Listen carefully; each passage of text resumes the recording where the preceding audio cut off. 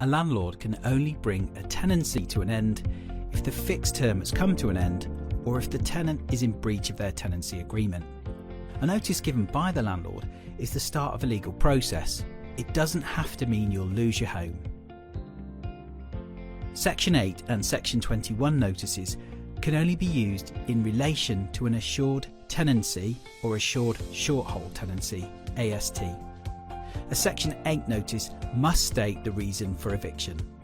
A Section 21 notice, sometimes called a no-fault eviction, does not need to state a reason for eviction, but can only be used for an AST. Licence agreements have slightly different rules. If you live with your landlord, are a lodger, or live in temporary or emergency accommodation, you'll normally be a licensee. Notice periods for a licensee should be reasonable, apart from in cases such as antisocial behaviour. Landlords don't always need a court order to evict you from a licence. Notice periods for licences have not been affected by COVID.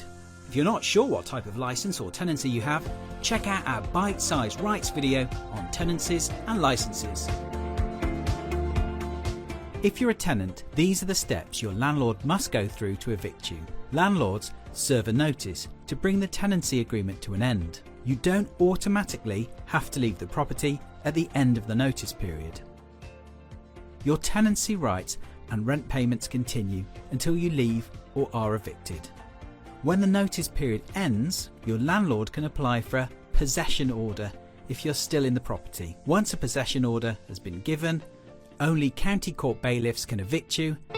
If you've received a notice to start eviction proceedings, talk to your landlord first. You can also check if the eviction notice is valid. You may be able to resolve the situation if you can agree a repayment plan for rent arrears or accept support to address antisocial behaviour such as substance misuse. Ask an advisor or the council to check if your deposit is protected in an authorised scheme, if you were given all the right tenancy documents before the notice was served, if you have an outstanding written complaint or repair and have received a notice after this was made.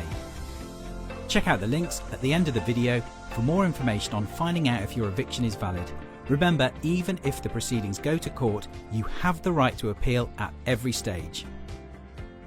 If you want to dispute the eviction and have received the court papers, file a defence as soon as possible and before the possession hearing. If you do not agree with the outcome of the hearing, you can ask the judge for permission to appeal. If an order for possession is made in court, you can still make an application to suspend the bailiff appointment.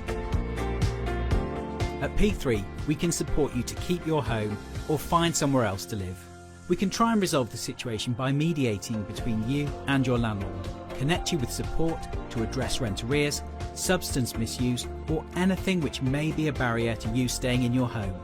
Support you to find another suitable property. We'll always advise you to speak to your landlord and try to resolve things first. The end of a Section 21 notice does not mean you automatically have to move out. If you have nowhere else to stay, ask the council for help before leaving.